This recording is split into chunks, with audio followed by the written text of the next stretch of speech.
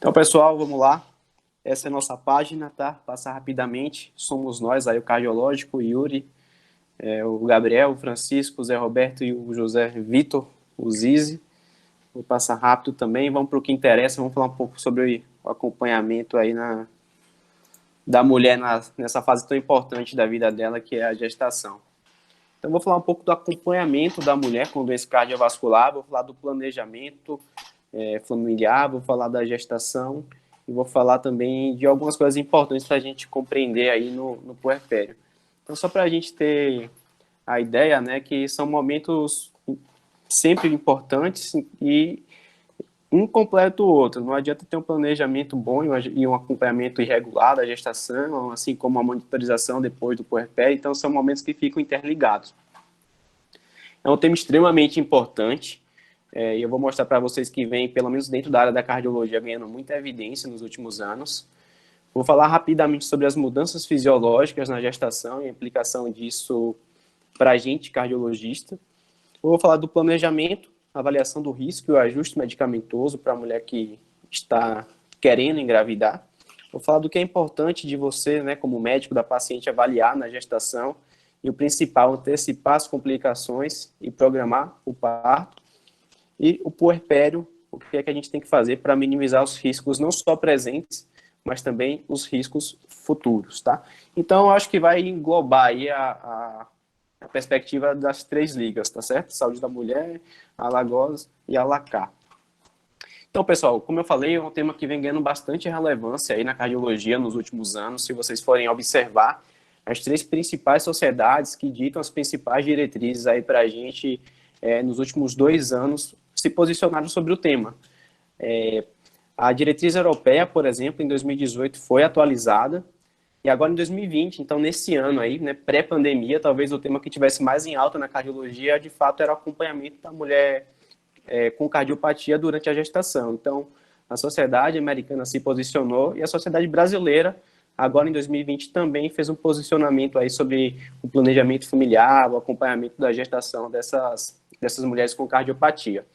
O último, só para vocês terem uma ideia, o último posicionamento que a sociedade brasileira tinha feito mesmo, de diretriz, era há mais de 11 anos atrás. Então, é um tema que está fresquinho, então tem muita coisa nova para eu apresentar para vocês. Eu vou começar com essa figura. Eu gosto sempre, nas minhas aulas, eu gosto de mostrar um pouco da relevância do tema, até para vocês prestarem atenção no que a gente está falando. Esse estudo ele foi publicado no JACC, e é interessante notar aqui pacientes que tiveram eventos cardíacos severos durante a gestação, um percentual deles, aí 3,6%, foi considerado como eventos que poderiam ser prevenidos, eventos cardíacos sérios que poderiam ser prevenidos durante a gestação. E é interessante notar que quase 50% desses eventos eles eram relacionados com cuidado médico. E aqui ele até elenca, né, o que aconteceu, onde é que o médico errou. E eu não quero que vocês fiquem com essa imagem do erro. Eu quero que vocês fiquem com a imagem do acerto. Então, onde eles erraram, a gente não vai errar mais. Eu chamo a atenção aqui em vermelho, é onde vamos acertar. Então, vamos aconselhar a pré-concepção. A gente vai identificar a condição da paciente antes dela engravidar, sempre que possível. Identificar aquelas pacientes que são de alto risco, tá? E essas pacientes de alto risco merecem um cuidado especial. Reconhecer a paciente que está indo mal do ponto de vista cardíaco e, acima de tudo, né, agir de maneira precoce, agir de maneira acertada. Então, talvez aqui seja o resumo da aula que seja importante para vocês, onde vocês vão agir, onde vocês devem ter bastante atenção. É onde vamos acertar. E esses acertos, eles têm que acontecer numa sequência, é algo cíclico, né? É algo que se comunica. Então, o planejar a gestação, o planejamento familiar é fundamental. Eu vou mostrar daqui a pouco para vocês. Assim como acompanhar a gestação e entender que o fim da gestação não é o fim do cuidado do cardiologista, porque no puerpério existe muita coisa que você pode fazer pela sua paciente, muitas ações que você pode mudar o prognóstico dessa paciente a curto, médio e até em longo prazo. Então, eu considero esses aqui os pilares do acompanhamento. É o planejar, o acompanhar a gestação e o monitorizar no puerpério, perfeito? Vou fazer uma pausa com vocês para falar um pouco de fisiologia. Eu trouxe até aqui o Guyton, esse foi o livro que eu usei no meu terceiro, quarto semestre, então, onde vocês estão nesse momento, muitos de vocês estão nesse momento. E era bastante interessante e na gravidez talvez esse tema ganhe bastante relevância, porque a fisiologia é tão importante na gestação. Por quê? O que acontece? Vocês aí da Liga de GO, de Saúde da Mulher, sabem melhor que eu, que sou cardiologista, o que acontece no corpo da mulher, né, durante a gestação. Então, esse gráfico é interessante, ele mostra que o percentual que se altera de algumas variáveis cardiológicas ao longo da gestação. Então, primeiro trimestre, segundo trimestre, momento do parto, pós-parto imediato. O que acontece? O débito cardíaco, aqui em azul, ele aumenta bastante. A resistência vascular sistêmica, em amarelo, ela diminui bastante. A frequência cardíaca tende a aumentar durante toda a gestação. E a pressão arterial, ela passa por dois momentos. Ela primeiro cai e no segundo trimestre para frente ela aumenta. Isso aqui acontece de maneira fisiológica, tá? Isso é o que a gente espera de uma gestação normal. Lógico que em condições patológicas pode acontecer alguma mudança disso. Eu trouxe aqui até mostrado em setinhas para ficar um pouco mais bem ilustrado esse dado. Então, são variáveis cardíacas de débito cardíaco, pressão arterial, frequência cardíaca e resistência vascular sistêmica. Tudo isso aí altera na gravidez normal. E essa é a grande importância do tema, essa é a grande interface que a cardiologia tem aí com a ginecologia e com a obstetrícia. São essas mudanças fisiológicas. E quando eu falo de mudanças fisiológicas na gestação, muita gente fica, mas é fisiológico, né? Então, é esperado, isso é para dar um aporte nutricional para o feto, dar aporte sanguíneo para o feto se desenvolver. Isso é normal, qual o problema disso? Então, eu joguei aqui. Entende, pessoal, que mudança fisiológica na gestação, para algumas pacientes com cardiopatia, vão se traduzir em descompensação. São os fatores que podem descompensar a cardiopatia, são fatores que podem precipitar a cardiopatia. E eu vou falar para vocês uma cardiopatia que descompensa muito na gestação, estenose mitral. Eu vou falar um pouquinho depois, tá? Mas por que descompensa tanto a estenose mitral? Algumas referências até contraindicam a gestação na paciente que tem estenose mitral importante. Porque aumentou a frequência cardíaca dessa paciente, aumentou o volume plasmático dessa paciente, ela vai descompensar. Então, as mudanças fisiológicas, uma paciente que tem uma cardiopatia de base, é o que pode descompensar ela, e aí a grande interface que a gente vai conversar daqui para frente. Eu vou começar com um caso clínico. Prestem bastante atenção, a gente está em fevereiro, tá? Botei o calendário aqui para vocês terem ideia. Eu sei que o pessoal da ginecologia, da obstetrícia adora esses calendários, né, para contar a idade gestacional. Então, presta bastante atenção que a gente está em fevereiro e a gente vai atender a paciente FM. Ela tem 36 anos. 36 anos é interessante. Eu chamo a atenção que cada vez mais, né, as mulheres estão engravidando com a idade um pouco mais avançada. Isso, por si só, gera um risco para a gestação, o pessoal da ginecologia cansado de saber. E, além disso, além da idade, essas pacientes geralmente começam a ter comorbidades com o envelhecimento. Então, é geralmente a paciente que vai ficando hipertensa, é a paciente que vai desenvolvendo diabetes. Então, é a paciente que vai acumulando fatores que podem complicar a gestação dela. Então, bastante atenção. FM, 36 anos, você acompanha essa paciente em consultório há 2 anos, porque ela é hipertensa. Ela vem na consulta tomando um enalapril e hidroclorotiazida dela, que são antihipertensivos de primeira linha. Não tem nenhuma queixa, classe funcional 1. A monitorização da pressão arterial dela em casa está normal. Na sua consulta, pressão 11/8, frequência de 74. Pô, perfeito. Se eu tivesse uma aula de hipertensão arterial, tenho certeza que a resposta que vocês me dariam para a conduta seria diferente. Tá? E eu acho que essa é a provocação que eu quero de vocês. É notar que, independente do que eu estiver falando, se eu estiver falando da aula de hipertensão, de diabetes ou de dislipidemia, eu estou falando de uma mulher em idade gestacional, tá? Eu estou falando de uma mulher em período fértil, uma mulher que potencialmente pode engravidar. Então, antes de responder qual vai ser a conduta nossa nesse caso aqui da FM, eu vou falar um pouquinho de planejamento familiar. Presta atenção do que eu vou abordar a partir de agora. Planejamento familiar, pessoal. Então, independente da aula, independente do tema, independente da comorbidade da sua paciente que está no consultório, encara a consulta dela como uma oportunidade. Uma oportunidade de você conversar com ela, perguntar se ela quer engravidar, se ela está planejando, como é que está a relação familiar dela, como é que está essa programação de vida dela. Isso é muito importante. Tem paciente que não fala, tem paciente que acha que não é importante, tem paciente que acha que o médico não quer saber. Isso é muito importante e faz diferença na vida da paciente, não só no planejamento, mas, por exemplo, algumas formas de contracepção são contraindicadas em pacientes que têm comorbidades cardiovasculares. Então, faz parte da consulta médica, toda e qualquer consulta médica, e para o pessoal da Liga de Cardiologia, faz parte de toda e qualquer consulta de cardiologista. A gente muitas vezes esquece, mas fica a provocação e fica a mensagem. Encara essa consulta, a mulher que está em idade fértil, encara como uma oportunidade de você fazer um diferencial na vida dessa paciente. Então, quando a gente está nessa consulta de planejamento, que é importante olhar, eu sei que vocês vão saber conduzir a hipertensão bem, a dislipidemia, mas no planejamento, o que é que eu quero que vocês vejam? Então, são 3 perguntas. Qual a doença da sua paciente? Qual o risco que essa doença traz para a sua paciente? E como é que você vai aconselhar essa paciente? É difícil, né? São perguntas muito, muito abertas. Até pouco tempo a gente não tinha uma resposta muito certa, não tinha um norte muito certo.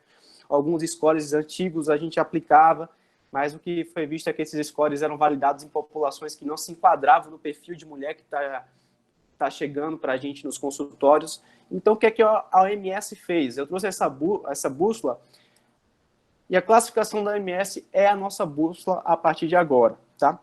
Por quê? Quando eu for apresentar essa classificação, presta atenção que eu vou falar de 3 sinais. Tá? Eu coloquei aqui para vocês lembrarem bem. Essa classificação nada mais é que um alerta, uma atenção e um siga no acompanhamento da sua paciente gestante. Então, algumas doenças, o sinal é vermelho. Essa paciente tem contraindicação médica de engravidar, porque se ela engravida, essa paciente tem grande chance de morrer. Mortalidade e morbidade muito alta. Outros pacientes, a avaliação é mais individualizada. Então, dá para você ficar ali no sinal amarelo, individualizar. Outras pacientes não, elas podem ter alguma comorbidade cardíaca, mas estudos evidenciam que não traz nenhum grande mal para ela e você segue o jogo normal, acompanha junto com o cardiologista, mas não precisa de um cuidado cardiológico especializado tão frequente. Então, no sinal verde, vamos falar das doenças cardiológicas que podem gerar alguma dúvida no cardiologista, mas que pela classificação da OMS não implica grandes mudanças na conduta. Eu vou falar, não vou ler tudo, tá? Isso aqui é facilmente acessível em qualquer diretriz. Essa tabela é retirada do posicionamento brasileiro de 2020. E o prolapso da válvula mitral, que talvez seja aí uma condição bastante comum, né, desde que de grau leve, sem nenhuma complicação, o paciente que engravida e tem um prolapso, vida normal, ela não precisa de um acompanhamento cardiológico tão restrito.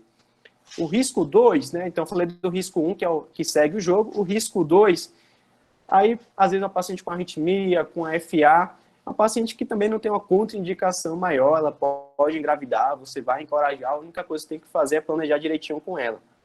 Mas, algumas outras doenças, o risco 2/3, o risco 3, a avaliação tem que ser muito individualizada. Lógico que talvez não tenha sido muito feliz esse parêntese de avaliação individualizada, porque toda paciente vai merecer uma avaliação individualizada, mas o que é que ele quis dizer? São doenças que estão listadas aqui no risco 2/3, são doenças que têm um espectro de apresentação muito grande. Então, é muito difícil você falar, paciente com cardiomiopatia hipertrófica não deve engravidar. Depende, como é essa cardiomiopatia hipertrófica, é obstrutiva, não é obstrutiva, tem disfunção diastólica, já teve arritmia. Então, basicamente, ele coloca no bolo que precisa realmente de uma avaliação com mais detalhe, mais esmiuçada. O risco 3, pessoal, presta atenção, o risco 3 é a paciente que você já começa a tentar planejar com muito cuidado realmente se a gestação é algo que ela queira. Lógico que sempre vai ser uma decisão da paciente, em primeiro lugar, mas essa paciente que tem prótese valvar mecânica, ela precisa de um cuidado muito especial quando ela quer engravidar, principalmente no que tange o uso de anticoagulação, por exemplo. Tá? Não vou falar todas as doenças, como já tinha citado antes, mas fica essa mensagem para vocês. Doenças verdes que segue o jogo, doenças amarelas, avaliação mais individualizada e sinal vermelho para algumas doenças, porque é contraindicação médica. Por quê? Se a paciente que tem essas doenças listadas aqui, se elas engravidam, a mortalidade delas, a depender da doença, chega próximo de 100%. Então, é inaceitável do ponto de vista de recomendação médica. De maneira prática, muitas pacientes vão engravidar com contraindicação e você, meu amigo, não vai dar para correr não. Você vai ter que abraçar o caso e acompanhar em conjunto. Mas se essa paciente chega para planejar uma gestação com você, você tem que expor todo o risco que ela corre e, inclusive, aí não só para ela, mas também para o feto. Então, eu vou chamar a atenção aqui de talvez 3, né? Estenose mitral grave, que eu falei, estenose aórtica grave e sintomática. A disfunção ventricular também é uma contraindicação quando a fração é menor que 30%, a paciente é bastante sintomática. E, de uma maneira geral, a ortopatias, com alguns pontos de corte, mas já fixa aí na cabeça de vocês que a ortopatia, então, a aorta dilatada, síndrome de Marfan, aneurisma de aorta, geralmente o risco é muito grande para a paciente engravidar. Então, fechou essa mensagem, tá? A classificação da OMS é o nosso norte. Lembra do sinal vermelho, amarelo e verde, e vamos voltar para o nosso caso clínico. Então, lembra, eu estou falando da FM, 36 anos, hipertensa, estava com a pressão controlada. Se eu tivesse numa aula de hipertensão, a gente já estava talvez uns 10 slides lá para frente, mas com uma aula de gestação, e a partir de agora vocês não vão mais cair nessa armadilha de não avaliar o desejo de gestação da mulher. A nossa conduta foi justamente essa. A gente avaliou o desejo de gestação dela, a gente vai aconselhar em relação ao contraceptivo, se for o desejo dela. A gente vai avaliar o momento da doença. O que é o momento da doença? A pressão arterial dela está controlada? Os remédios que ela usa é compatível com a gestação? A gente vai fazer uma anamnese e um exame físico muito detalhado. A depender do que a gente achar, a gente vai pedir exames complementares. Então, eu escutei um sopro que não tinha. Então, vamos fazer um eco, vamos ver se tem alguma doença de válvula ali que talvez contraindique a gestação. No caso da FM, ela falou para você que estava tentando engravidar, de fato. A doença dela está super bem compensada, como vocês viram.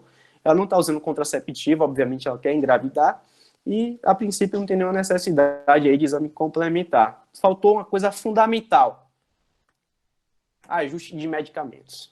Então, isso aqui é fundamental e talvez seja o grande erro, e talvez seja a grande falha em uma consulta que você não pergunta sobre o planejamento familiar dessa mulher. Acho que carregar a culpa de você deixar a mulher recebendo um remédio potencialmente teratogênico, porque você não perguntou o planejamento de vida dela, é algo que assim você vai carregar para sempre. Então, nunca esquece do ajuste medicamentoso. Tem medicação que é compatível, tem medicação que não é compatível, tem medicação que a gente pesa o risco-benefício. Pô, beleza, mas que remédios são esses? A diretriz americana, brasileira, europeia, trazem bem detalhado isso, tá? É bem interessante notar que eles dividem até por doença. Esse artigo foi tirado do Jack, mas eles dividem por doença o remédio que você pode usar, o remédio que você não pode usar, tanto na gestação. Então, eu trouxe duas setinhas aqui. A primeira bolinha aqui, o círculo fala remédios que estão seguros na gestação. Então, bolinha verde, se for seguro. E na lactação, alguns remédios que às vezes não são seguros na gestação, são seguros na lactação. Então, sempre recorre, não precisa ter de cabeça. Acho que hoje em dia, aplicativo, site, está tudo bem difundido. Então, vai acompanhando. Na nossa paciente em questão, ela usava hidroclorotiazida. A gente tem que tomar cuidado, não é o primeiro antipertensivo em mulher gestante. Eu vou falar um pouquinho mais para frente sobre isso. Mas ela usava um remédio que a gente tinha que tirar de qualquer modo aí da prescrição dela, que era o enalapril, que é um IECA, que é uma medicação com potenciais efeitos adversos para o feto. Então, a gente tem que suspender essa medicação se a paciente fala para você que está tentando engravidar, tá? Então, fica essa mensagem, não precisa decorar os remédios, é só você lembrar que é um cuidado a mais que você deve ter na consulta de planejamento da sua paciente que quer, de fato, ir para a gestação. Para a galera da GO aí que gosta de olhar o calendário, perceba que a gente mudou, tá? A gente saiu de fevereiro, a gente está no mês de março agora. A FM volta na consulta falando que acha que está grávida. Então, ela conseguiu aí, tá de acordo, o planejamento foi bem feito, você encorajou ela e ela volta um mês depois dizendo que está grávida, achando que está grávida, você confirma a gestação e a gente muda de momento. Né? Então, a gente fez aquele primeiro momento, né? Lembra daquele ciclo ali que a gente faz os pilares do acompanhamento? A gente saiu do planejamento, a gente passa agora a acompanhar uma paciente que é gestante. Nós, cardiologistas, acompanhamos uma gestante. Agora, em conjunto com vocês, né, o pessoal da GO e da obstetrícia. Beleza, e a consulta da gestação? O que é que eu vou fazer como cardiologista? Qual é a importância desse tema para mim? Novamente, encare como uma consulta de oportunidade. Oportunidade por quê? A mulher, quando engravida, né, quando está constituindo uma família, alguns valores dela podem mudar, algumas percepções de vida podem mudar. Então, é a paciente que está, muitas vezes, mais disposta e mais motivada a mudar o estilo de vida dela. Então, cessar tabagismo, cessar o uso de bebida alcoólica, fazer atividade física, né, desde que acompanhada e bem orientada, dependendo da cardiopatia. Algumas atividades são contraindicadas dependendo da cardiopatia.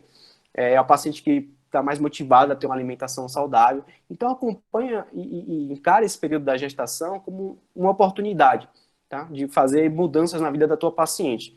Além disso, e sendo mais objetivo, anamnese e exame físico. detalhado e seriado. Porque o seriado é importante, porque eu vou falar daqui para frente, e como eu já mostrei em slides anteriores, existe uma mudança na fisiologia do corpo da mulher durante a gestação, que algumas mudanças que a gente em outros momentos pode considerar até patológico, na gestação a gente aceita até certo grau. Então, a grande informação é você fazer tudo sempre muito detalhado, seriado e comparativo. Então, a ideia é que você realmente acompanhe essa mulher aí o tempo todo durante a gestação. Vou falar um pouquinho desses sinais e sintomas que podem confundir o que é normal, o que é patológico. Eu vou trazer para vocês aí pelo menos 5 de cada, 5 sinais e 5 sintomas que podem ser considerados normais, mas que em alguns momentos podem ser considerados patológicos, tá? Então, sintomas. Então, só para o pessoal que está aí na semiologia, né? Então, sintomas é o que o paciente vai referir para você. Então, o que eu considero normal de sintomas? Tontura, dispneia, ortopneia, tolerância, intolerância ao esforço, dor torácica. Em algumas situações pode ser comum, tá? Uma tontura, vez por outra, é aceitável. Uma falta de ar, uma dispneia leve, desde que não progressiva. Uma ortopneia, desde que no final da gestação a paciente pode ter. Então, ortopneia, aquela falta de ar quando ela deita. O útero gravídico pode deslocar a musculatura ali diafragmática, fazer uma restrição. A paciente, quando deita, sentir um pouco de falta de ar. A paciente diminui, com certeza, a tolerância ao esforço. Uma dor torácica, músculo esquelético pode ser comum. Isso pode ser comum, eu deixei de verde. O que não é comum, pessoal, síncope. Então, a paciente está tonta, mas está desmaiando. Pô, fica de olho que isso aí pode ter alguma coisa errada no meio do caminho. Falta de ar progressiva, NIRA 4. O que é o NIRA 4, pessoal?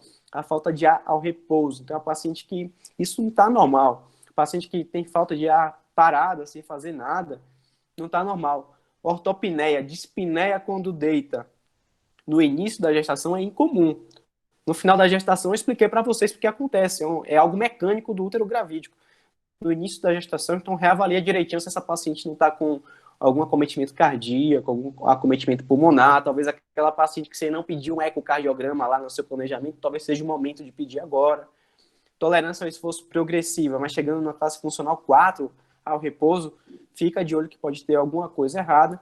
Uma dor torácica anginosa a gente não aceita. A dor torácica anginosa é patológico, tá? O que é angina típica, falando para o pessoal que está aí no começo do curso, é uma dor ou desconforto torácico precipitado pelo esforço ou pelo estresse emocional que melhora com repouso ou com nitrato. Se tem essas características, provavelmente é algo patológico, você vai ter que investigar um pouco melhor a sua paciente. E os sinais, o que é que eu espero de um exame físico de uma mulher gestante? Então, ela tem um pulso geralmente amplo, lembra que a frequência cardíaca está aumentada, lembra que na fisiologia o débito cardíaco está aumentado, então essa paciente está no estado hipercinético, hiperdinâmico. Então, o pulso está amplo, edemas é comum, mas edema leve, tá? Leve a moderado, bulhas, então hiperdinâmico, bulhas pode estar hiperfonética, a frequência cardíaca lembra do slide lá do guide que eu mostrei para vocês. Taquicardia sinusal é esperado, veia jugular um pouquinho distendida é esperado. Agora, se eu pego a minha paciente com pulso reduzido, edema importante, B3, às vezes pode ser normal, mas B3 desdobrada, é patológico, uma FA nova, uma taquiarritmia supraventricular nova, extrasístoles com alta densidade, veia jugular muito distendida, isso aqui não está certo, pessoal, isso aqui tem coisa aí que você vai ter que investigar. Então, agora lembra, tem muita coisa que é progressiva, então a depender de como está sendo a evolução dos sintomas da sua paciente, você vai mais para um lado do patológico, mais para o lado do fisiológico.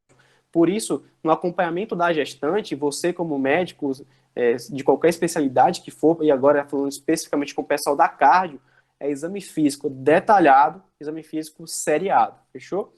Então, fica essa informação de sinais e sintomas que a gente tem que ficar de olho. Agora eu vou falar para vocês algumas coisas mais práticas. Beleza, a minha paciente tem uma cardiopatia, acompanha comigo, com o cardiologista dela, mas onde é que eu vou orientar essa paciente a ser acompanhada?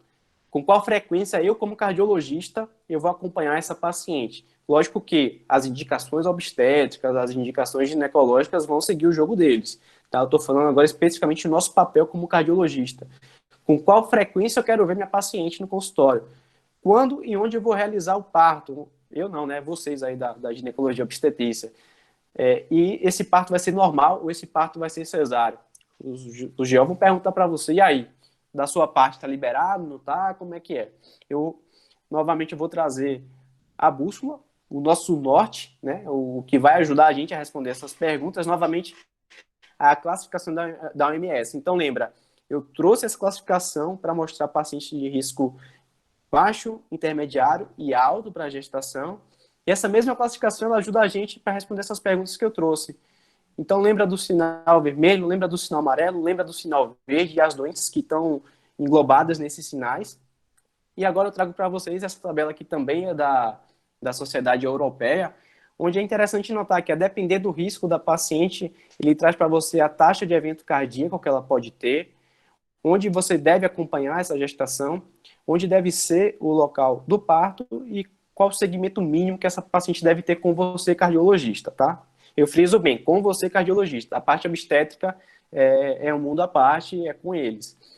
Então, só para mostrar aqui os extremos, né? A paciente com risco 1, risco 2, que é aquela paciente que está ali no sinal verde, onde não demanda um cardiologista só dela acompanhando ela, essa paciente ela pode seguir com você 1 a 2 vezes ao longo dos 9 meses, né, da gestação. Ela pode ter o parto no local que habitualmente teria, não precisa nada especializado. Agora, a paciente que é de um risco 3 para 4, aquela paciente que você não ia sugerir, encorajar a gestação, mas que chega para você, gestante, essa paciente não tem conversa. A taxa de evento cardíaco dela, depender da doença, meu amigo, é 100%. Então, engravidar é praticamente quase igual o óbito dessa paciente. Então, essa paciente tem que ficar em centro, que tem expertise em conduzir, tanto do ponto de vista cardíaco quanto do ponto de vista obstétrico. Eu quero ver essa paciente todo mês. Essa é a paciente que a cada mês, essas mudanças fisiológicas da gestação pode acarretar alguma intercorrência nova. Então, essa paciente é ver todo mês no mínimo. E o local do parto vai ser local também com expertise aí cardiológica, obstétrica e ginecológica para conduzir essa paciente, tá? Então, fica aí um guia, fica aí um norte. A classificação da OMS ajuda bastante a objetivar essas coisas que eu estou falando para vocês, que está acessível na diretriz europeia, para quem tiver vontade de se aprofundar no tema. Tá bom, pessoal. Eu falei do planejamento, eu falei como acompanha a gestação, mas vamos lá, vamos para o que interessa, vamos falar das doenças. Então, se você for para a diretriz brasileira agora, 2020, saiu do forno, a americana, 2020, eles vão sair dissecando várias doenças, várias cardiopatias, ele fala só de aorta, eles falam só de válvula, só de arritmia, de doença isquêmica, doença cerebrovascular.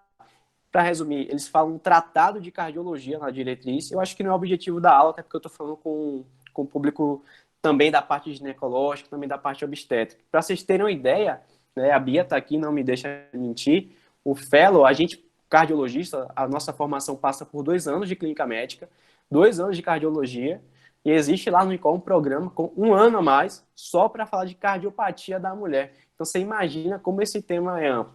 Então, assim, eu não vou falar para vocês esse tratado de cardiologia, como eu estou falando para um público que lida com mulher em outros ambientes fora de um consultório cardiológico, eu vou falar das doenças mais comuns.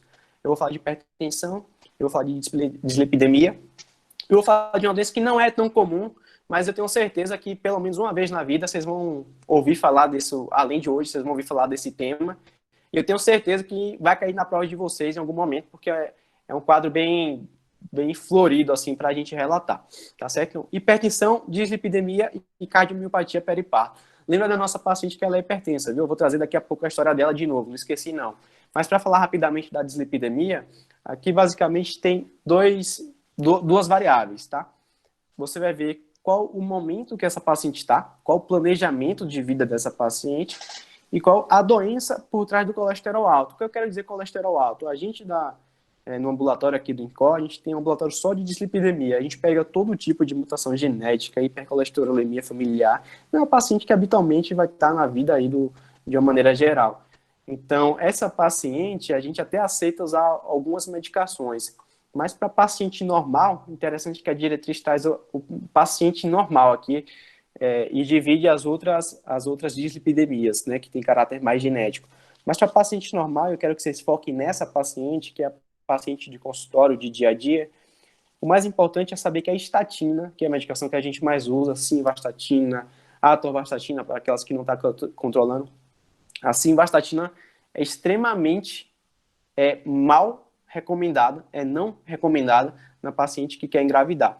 Então, a paciente fala para você, a paciente dislipidêmica fala para você que está planejando ter um filho, 1 a 2 meses antes, por diretriz, você tem que suspender a estatina dela. E aí você vai correr atrás como? Vai deixar ela sem tratar? Não. Você vai orientar a perda de peso. Então encara como uma oportunidade, né? Aquele conceito que eu falei para vocês. Perda de peso, dieta, exercício físico, alimentação mais saudável. Então, desde a pré-concepção, o tratamento dessa paciente vai mudar. É sem remédio, é sem estatina. Durante a gestação segue da mesma maneira, a gente não vai entrar com estatina de modo algum nessa paciente.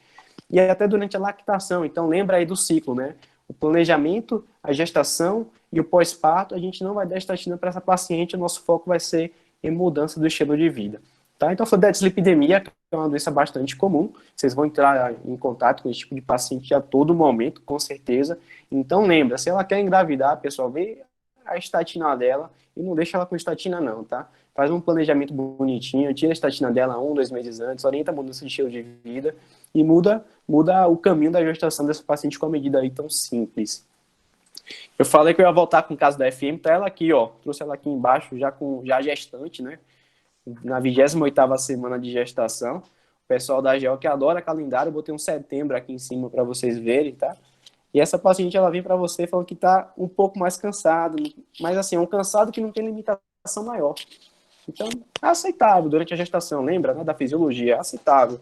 Edema em região perimaleular discreto, aceitável, aceitável. Uma pressão arterial um pouquinho mais alta. Eu lembro para vocês que a gente mudou o remédio dela. Ela tomava enalapril, que é contraindicado na gestação, a gente botou uma metildopa, que é a medicação de primeira linha. E a pressão dela veio um pouquinho alta.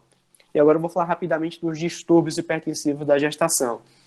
Esse gráfico ele foi retirado do posicionamento brasileiro agora desse ano, sobre a mulher com cardiopatia. Talvez seja o tema mais recorrente, talvez seja a maior interface que a gente tem aí com vocês da ginecologia obstetrícia, a hipertensão. Porque é uma doença muito comum, é uma doença que a partir dos 30 anos começa a ficar mais prevalente e é uma idade que as mulheres estão engravidando cada vez mais, acima dos 30 anos. E qual é a grande diferença aqui, pessoal? Existe um ponto de corte de 20 semanas para você dizer se essa paciente tem uma hipertensão gestacional ou se essa hipertensão era prévia. Então, preste atenção, acompanha comigo aqui nessa linha.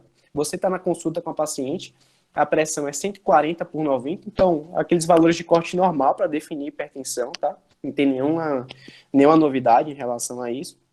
E você vai ver em que momento da gestação essa paciente está. Antes da 20ª semana de gestação, se ela está hipertensa, possivelmente essa paciente tem uma hipertensão crônica, como é o caso da FM, que a gente já sabia, ou muitas vezes a paciente não sabia porque não ia para o médico, aquele paciente que não tem doença porque não vai para o médico. Então, se você diagnosticou a hipertensão dela nesse momento da gestação, isso aqui não é hipertensão gestacional. Por quê? Qual é a lógica, qual é o racional por trás da 20ª semana de gestação?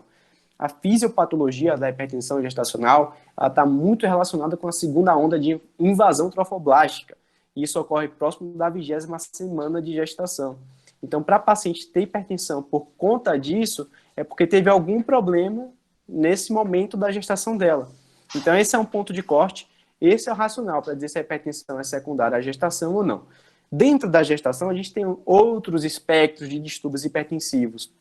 É a paciente que pode ter lesão de órgão-alvo, é a paciente que pode ter proteinúria, e aí ela já caminha para o caminho aí de pré-eclâmpsia. Ou a paciente que não, ela é hipertensa, mas não tem nenhuma lesão de órgão-alvo, e a paciente que tem hipertensão gestacional. Apesar disso, tanto a paciente que é hipertensa crônica de antes, ou a paciente que é hipertensa gestacional, que ainda não preenche o critério de pré-eclâmpsia, essa paciente ela tem um risco maior para evoluir com pré-eclâmpsia. Essa paciente no pós-parto é uma paciente que tem um risco maior de desfechos também piores. Então, é uma paciente que é de um risco um pouco maior. Tá? Pela classificação da OMS em si, não é uma contraindicação para gravidez, mas a gente sabe por outros critérios que é um paciente que você fica um pouco mais de olho. Tá? Esse gráficozinho é retirado da diretriz americana, essa figurinha, e basicamente ele fala dos espectros aí hipertensivos na gestação, que é basicamente o que eu mostrei para vocês. Pode ser pré-eclâmpsia ou eclâmpsia, pode ser só uma hipertensão gestacional, pode ser só uma hipertensão crônica e pode ser uma hipertensão crônica com uma pré-eclâmpsia aí sobreposta, aquela paciente que já tem um risco maior para ter pré-eclâmpsia mesmo. Beleza. Falamos da dislipidemia, que vocês vão encontrar geralmente aí no consultório de vocês. Falamos da hipertensão, como define a hipertensão gestacional, se é secundária à gravidez ou se é uma hipertensão que não tinha sido diagnosticado antes, o ponto de corte de 20 semanas. O tempo passou e essa paciente vai ter o parto dela. E o ginecologista, o obstetra, vai perguntar, e aí, cardio, é parto normal ou é parto cesáreo? O que é que eu posso fazer? Aí o que é que o cardio fala? É com você. Para quem não sabe, o GAIB, tá? Uma referência aí na ginecologia obstetrícia, a responsabilidade é dele.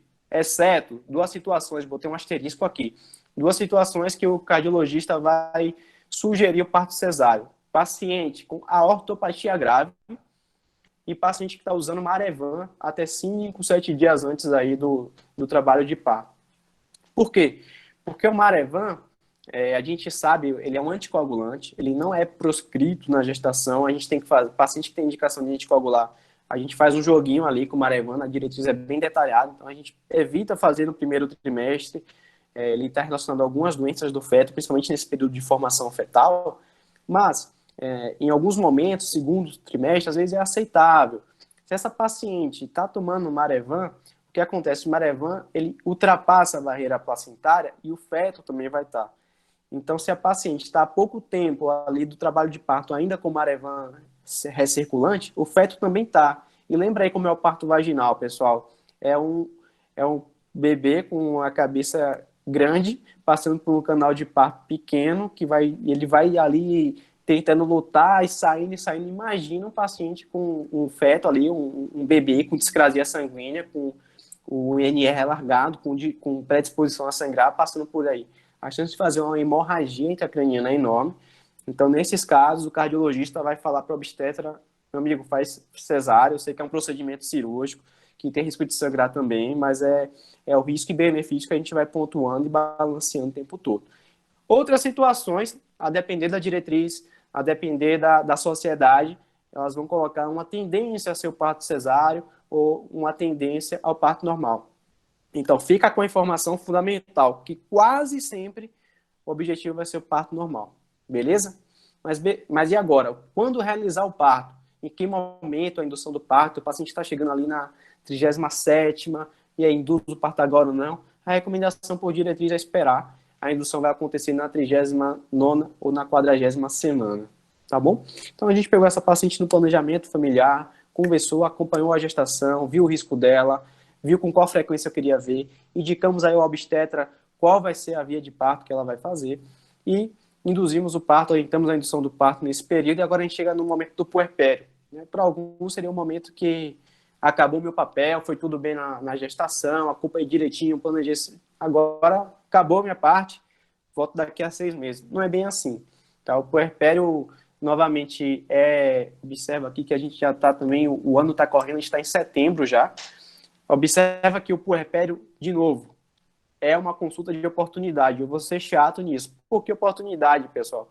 Porque a paciente que teve uma complicação na gestação, ou fez um diabetes gestacional, ou essa paciente fez uma hipertensão gestacional, ou fez uma eclâmpsia, pré-eclâmpsia, essa paciente a gente sabe que ela tem um risco maior de evento cardiovascular no futuro, tá?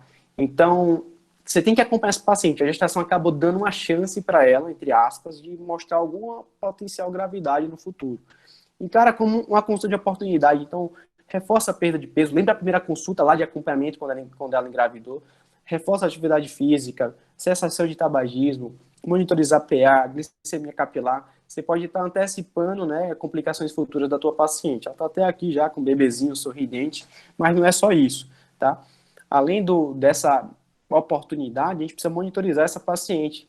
Lembra do reajuste medicamentoso que a gente precisa fazer? Lembra que quando a paciente quer engravidar, a gente suspende algumas medicações, mas eu trouxe para vocês uma tabelinha que dizia que algumas medicações são toleráveis e são aceitáveis na lactação. Então, às vezes, é uma medicação que é muito importante para a paciente, que é contraindicado na gestação, mas é aceitável na lactação, às vezes vale a pena você reintroduzir. Você vai acompanhar essa paciente, a depender das complicações e das comorbidades prévias, vale muito a pena você ver a função cardíaca, ver a função valvar residual, ver como é que ficou a doença da aorta dela. Tá? E por último, a gente vai falar de métodos contraceptivos. Vou falar bem rápido, tá? Dessa parte, fica mais com a parte da ginecologia obstetrícia mesmo. Mas é importante que o puerpério nada mais é também que um momento de replanejamento familiar. A gente agora, como cardiologista, vai ajudar na escolha do método e nas preferências da paciente. Então, esse aqui é o índice de Peel, essa tabela, essa figura foi retirada aí do posicionamento brasileiro.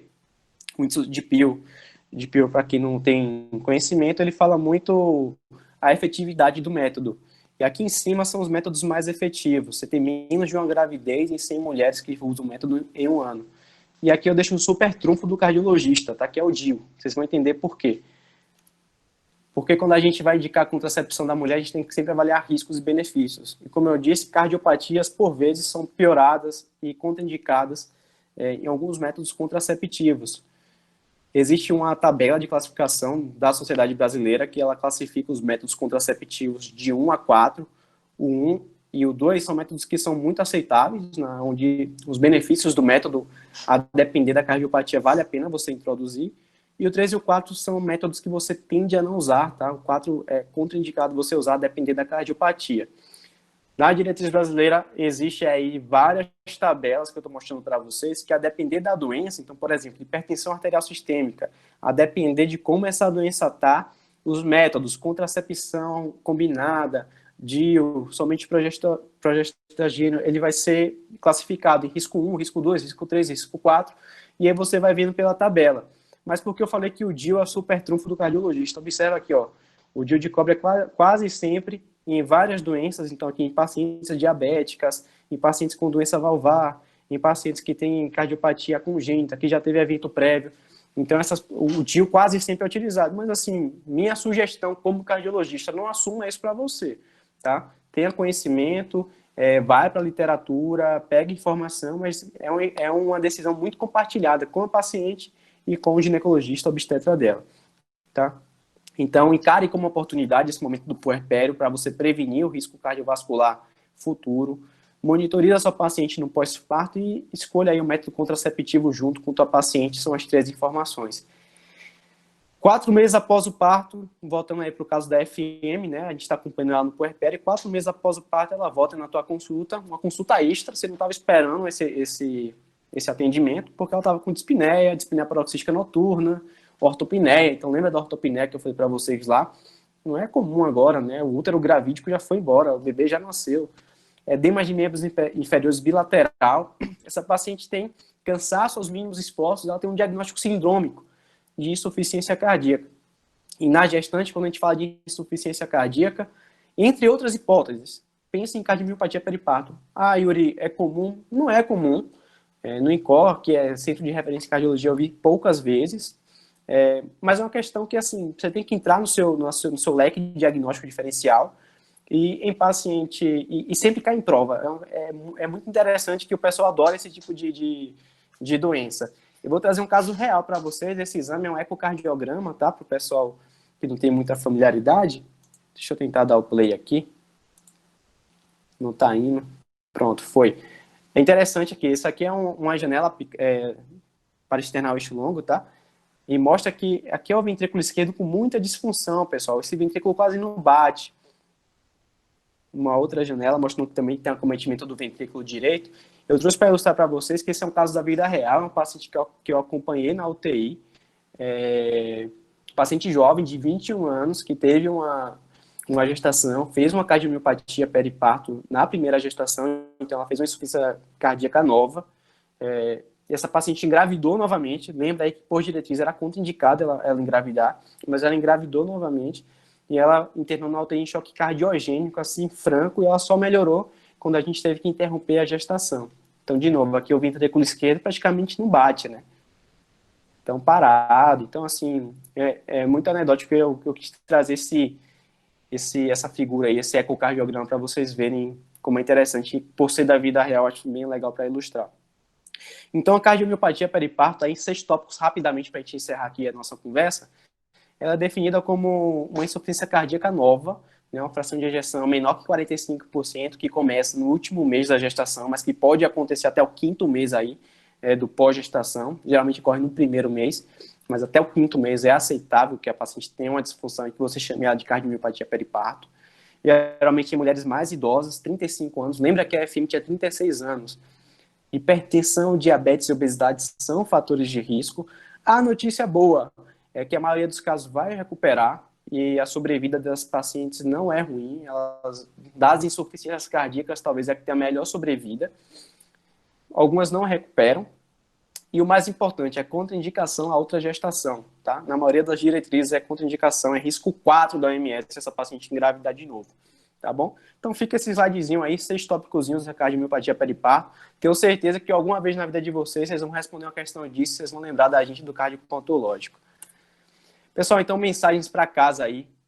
Deixei aqui em verde o planejamento, em azul o acompanhamento da gestação e em roxo, em rosa aqui, o puerpério. Então, conceito muito importante, eu acho muito legal a gente estar conversando com 3 ligas acadêmicas de especialidades diferentes, né? Então, lembra do Pregnancy Heart Team, que é o cardiologista, o obstetra, o anestésio, a equipe multi, então a prima da Amanda, a enfermeira, também faz parte desse time que vai acompanhar a paciente. O momento ali que a paciente chega para você e você tem tempo, avalie a pré-concepção, avalie qual é a doença, avalie qual é o risco, lembrar da nossa bússola, né, da OMS. Durante a gestação, monitoriza essa paciente, exame físico, anamnese detalhado, de tempos em tempos, a depender do risco dela, lembra da OMS de novo. Quando a paciente vai ter o parto, aí a pergunta que fica é normal ou é cesáreo? Lembra aí da indicação obstétrica, só daquele asteriscozinho que eu chamei a atenção de vocês. Em qual momento? Então, 39ª, 40ª semana talvez seja o momento ideal. E lembra aí no pós-parto, um momento de replanejamento. Então, métodos contraceptivos, encara como uma oportunidade de mudança da vida da paciente. E lembra que você ajustou os remédios lá no começo, quando ela falou que queria engravidar. Lembra que agora você vai ter que reajustar e voltar com remédios bons para ela também, desde que compatíveis com a lactação. Então, lembra do ciclo que eu comecei a aula, planejar, o acompanhar a gestação, e lembra do monitorizar o puerpério, e aí a lembrança que vocês sempre não vão esquecer que tem que lembrar do puerpério é a cardiomiopatia periparto, que pode acontecer quase 5 meses após a gestação, tá bom? Então é isso, a conversa que eu tinha para ter com vocês a princípio era essa, nós somos a página Cardio.lógico, segue a gente no Instagram, Cardio.lógico, não tem erro, contato para parceria via direct, e agora a novidade para vocês, estamos com um canal no YouTube também, é o Cardio.lógico, o linkzinho geralmente fica lá na nossa bio do Instagram. É muito legal a gente estar gravando essas aulas aqui, editando e passando para vocês, para quem não pôde assistir, né, disseram que tinha gente que estava no simpósio da faculdade, então já passa a dica para eles aí. Beleza, pessoal? Vou parar de compartilhar a tela e vamos conversar um pouquinho aí, tirar dúvidas se vocês tiverem.